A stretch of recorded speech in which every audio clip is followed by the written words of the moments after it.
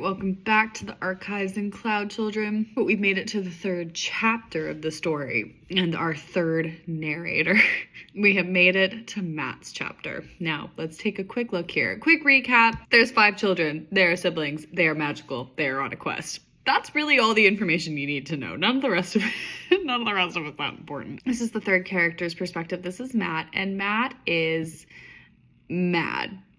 Basically, is his entire personality in this story, at least the amount that I'd written. I don't know what I had intended for him, honestly. I don't remember. I don't really remember what I had intended for any of them. I don't think I was gonna have any of them die. Matt is angry because Matt is, well, he's all of their sibling, but Matt grew up with Jessie, who is the oldest and the perfect leader, because she was the one that I liked the most when I was a kid. Probably because I liked the name Jessie the best. She defeated a wolf before they made it to the safe village, and has now become the, designated super amazing leader for this quest. He feels like he's not good enough beside Jessie. And that's it. That's all there is to Matt. Right, Matt's font for his chapter is Harrington, still bolded. Why is everybody's font bolded? I'm gonna check the other two really quickly. Rick is not bolded because his font is essentially a bolded font already. Yeah, Gatsby's bolded as well. This entire book is written in bold font. So they're on their quest, the 5 siblings. They so far have had to face a room full of snakes and a room that made them really tired. Those are the first 2 challenges of the quest. Matt doesn't get any sort of introduction. Jessie had a full page long, Percy Jackson style, don't say I didn't warn you type of prologue. Zoe had a very quick, hey, it's Zoe, just wanted to let you know that Jess isn't talking anymore. Matt gets, I should mention a couple things before I start telling my story. That's it. Okay, number 1, what does Matt want to tell us? Matt wants to tell us he's embarrassed to death by the fact that my sister had to carry me through that stupid sleepy time room. I hadn't meant to fall asleep. I just couldn't control it. Number 2. So that's the first thing. Matt's embarrassed. Number 2, I was still a bit mad at Jess. I mean, why did she have to steal all of my thunder? She hasn't done anything, really. Has she, though? She saved you. She's not stealing your thunder. You stood in a corner and screamed when the wolf showed up. I was cross and hopelessly tired still. I guess the room had had an effect on us, but at the end of the last chapter, Zoe said that after crossing the room, she felt like she'd had an entire cup of coffee. She felt awake and alive and alert, and her eyesight was better. So I don't know where that comes from. Although I had slept through most of the room, I was still tired. Oh, but Jessie and Zoe looked even more exhausted because Jessie and Zoe are the good ones, and they stayed awake. They got everybody through the room. I had no idea how they did it. It seemed bloody impossible. So that about wraps it up for my dignity. I'll call you if I get it back. Oh, Jessie's yelling at me to keep writing. She just doesn't want me to slack off on this as well. So Matt's dignity has been destroyed. He will call us if he gets it back, but I don't think he will. Okay, so where were we? Oh yeah, the next room. Matt is beside Rick because Matt and Rick have become best friends. But Rick is oddly quiet, and that isn't like him. Rick hasn't spoken in this entire book. So Matt asks Rick what's up, and Rick says Zoe has to save me. Right, so they met this fortune teller, seer, prophet type. I had no idea who she is. She gave them all predictions about what was coming, and she told Zoe that she was going to have to save Rick at some point in this story. I'm assuming that was the plan, was that something bad was going to happen to Rick and Zoe was going to have to save him. Rick is not okay with this. Rick is, I could tell by the tone in his voice, this was not a good thing. Matt says, I take it that's bad. And Rick says, it's embarrassing. I don't need someone to save me. I just want to breeze through this thing. Getting hurt is a sign of weakness. I'm not sure where he's getting that. And Matt says, no, it's not.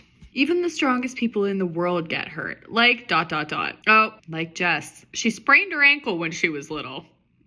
And it wasn't because she wasn't being brave or strong. She was. Obviously, I needed to establish that. It was just because ...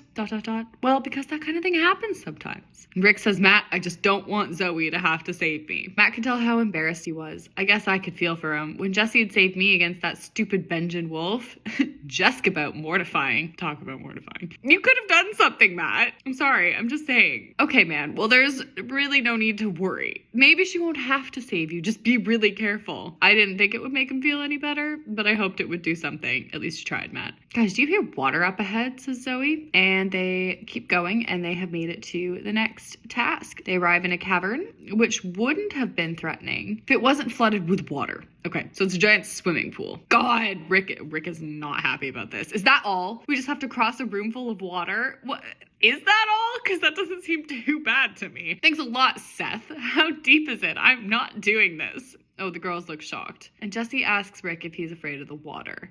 And Zoe says, Jess, he never learned to swim. So Rick is screwed, basically. Shut up, Zoe, says Rick. Guys, listen to us. We're fighting constantly, says Jessie. But they're not really fighting constantly. Have they fought at all this entire time? They've been fine. Oh, Jessie has a little inspiring speech here. We need to work as a team, as the family we are. I know this is hard on everyone, but we have to stick together. We need to do this together. Matt says, I could see that she was doing this for us, not for herself. I don't really know what he means by that. She's giving that speech for them, not for herself. First of all, why? Yes, obviously she's giving that speech for them. Why would she be giving that speech to herself? Second of all, this is just another way of me illustrating how selfless and wonderful Jessie is. I really was consistent with the 14-year-old perfect characters, wasn't I? Sorry, Amy was 12. I would say that I was inspired by her, but I was still mad. I didn't want to flatter her yet. Do you see what I'm saying? Says Jessie. Oh, and Gatsby says yes.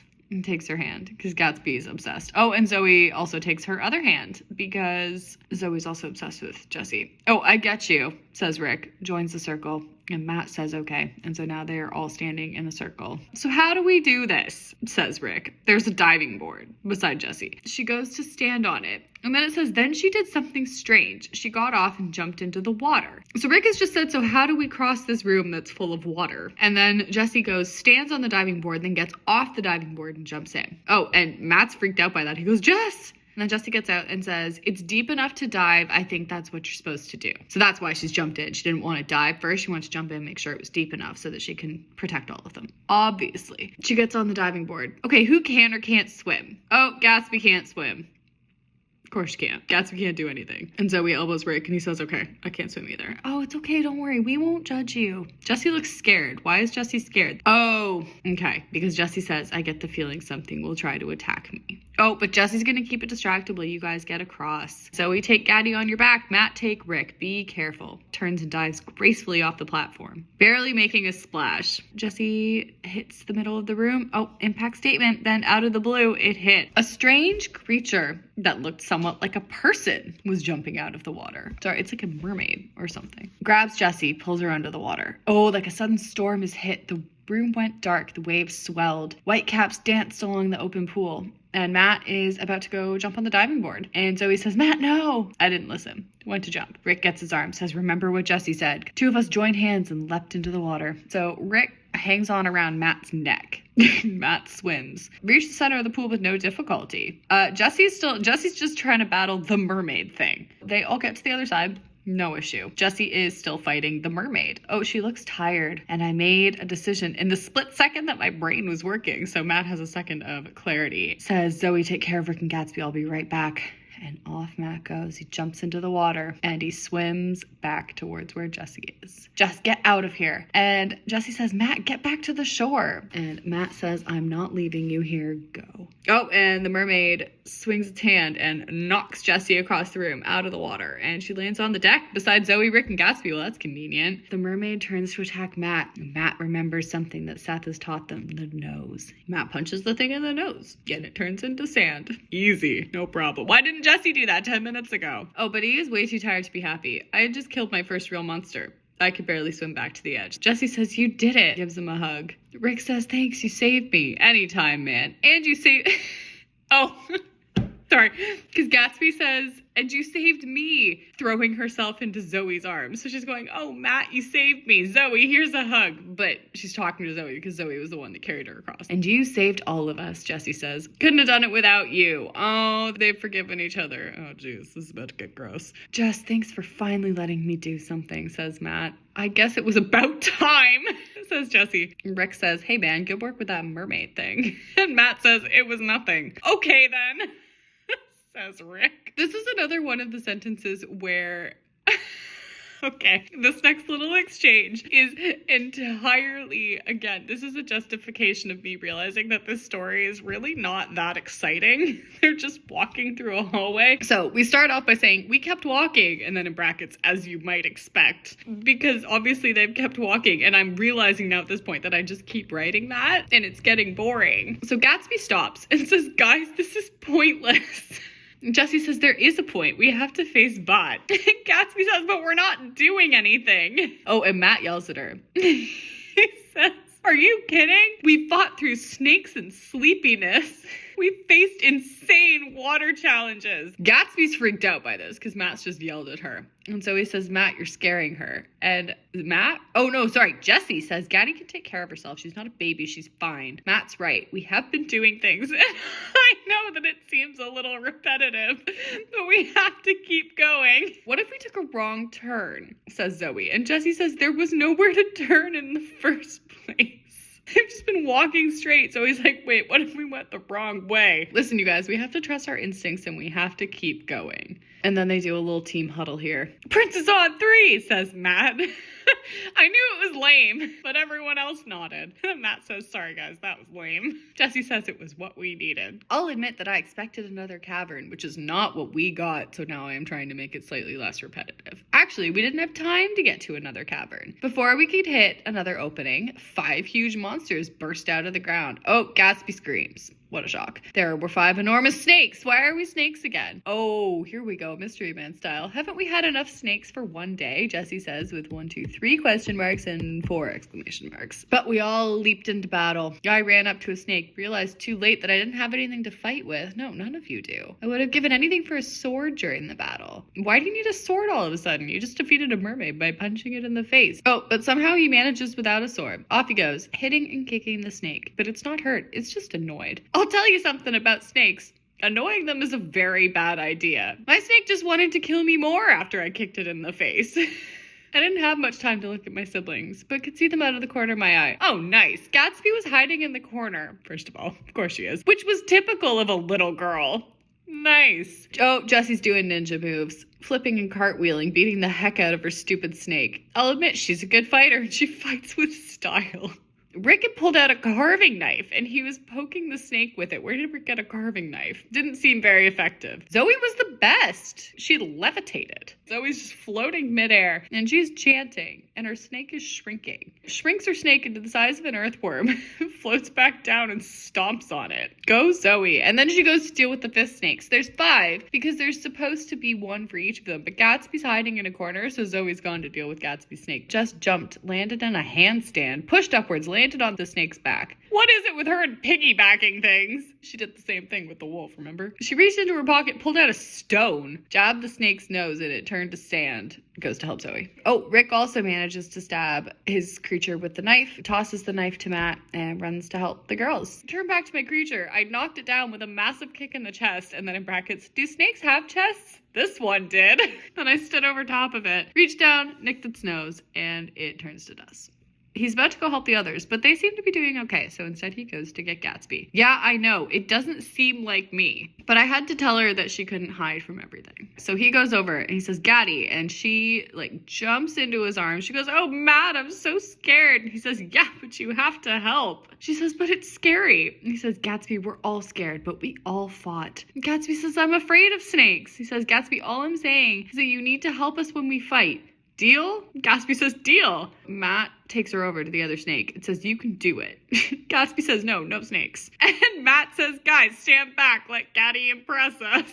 All the siblings are trying to battle this massive snake. He pulls them all back, pushes little 6-year-old Gatsby forward. Oh, and Jessie is not happy about this. She looks at Matt and says, what the heck is this? She'll be killed. And Matt says, no, she won't. I wouldn't let that happen. Oh, Matt has a hidden soft spot. For a moment, nothing happened. And then Gatsby raises her hand and just screams. And the snake explodes. So Gatsby's got major superpowers.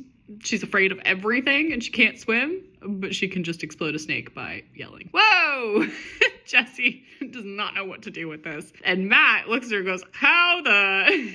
Jessie says, Getty, what was that? And Zoe asks if she's hurt. Gatsby says, no.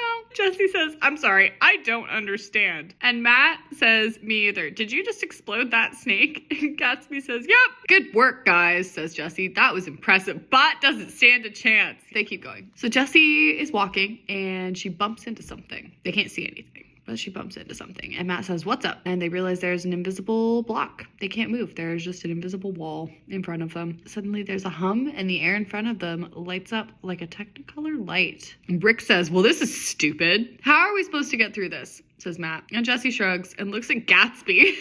Because now that Gatsby has screamed and exploded a snake, they're like, can you just do everything for us now, please? Asks Gatsby if she can do it. So Gatsby just starts yelling. But air wall, they're calling it an air wall. I guess because it's a wall that's in the middle of the air. It's still totally fine. Jessie pounds on it. Oh, Matt's about to save the day again. Looked at a very faint spot on the side of the wall. Looked vaguely like the imprint of a handprint. And there's an inscription. Shall we read my little poem? The hand of a cloud child unlocks the way. Show us your fist and save the day.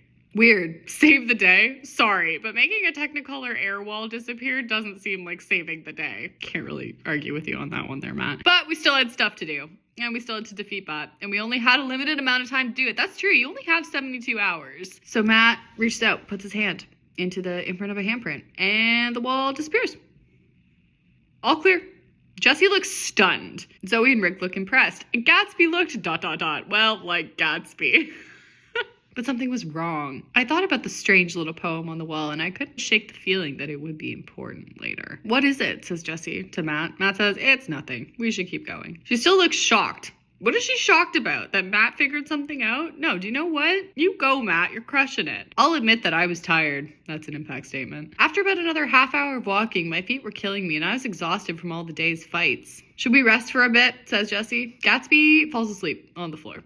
Kind of annoying, because if we had to run, it would be hard to wake her. Zoe and Jessie sit down beside Gatsby. Rick sits down against the wall and whispers to himself, probably still freaking out over the fact that Zoe had to save him. He is not going to move on from that. Matt goes to talk to Jessie. So I guess I didn't realize how hard it is to fight and how scary. Jessie says, it's okay, buddy. Now you understand what it's like. Are we good now? And they shake hands. What's bugging you? Jessie asks. You've been really quiet ever since the wall. There was a poem on the wall, Matt explains. I get the feeling it could be important. And Jessie says, what was it? I knew there was no point in trying to hide it from her. I knew she wouldn't let it drop. Well, probably there's no point because you just said it was going to be important. He tells her the poem. Oh, and Jessie says, what? Oh. Matt recites the poem and Jessie freaks out. She says, no way. And Matt says, you know it? She has read this poem in a spell book. It is the spell of defeating Bot. So convenient. Now, I also don't know why she hadn't mentioned this before or thought about this before. There is a simple straight up spell to defeat Bot, but she had forgotten about it. Oh, but it's different. 5 cloud children will unlock the way. Bring out your pride and save the day. Wait a second, 5 cloud children? Do you think? Us. Oh my God, what a shock. Why would something like that be on an air wall? Unless Bot set up the air wall. Jessie jumps up, says, Bot, that's it, Matt. He knows we're coming. He's trying to stop us. We have to get going. They wake the others up. Matt goes over to Rick, says, hey, man, we got to keep moving. Bot's trying to stop us. They start walking again. Then they start running. Soon the 5 of us were sprinting down the hallway, not even thinking about where we were going. I don't know why we were running, but we sure as heck were. We were running faster than we'd ever run before, and this chapter finishes by saying, and even when we saw a shadowy figure step out behind us and start to follow, we didn't stop.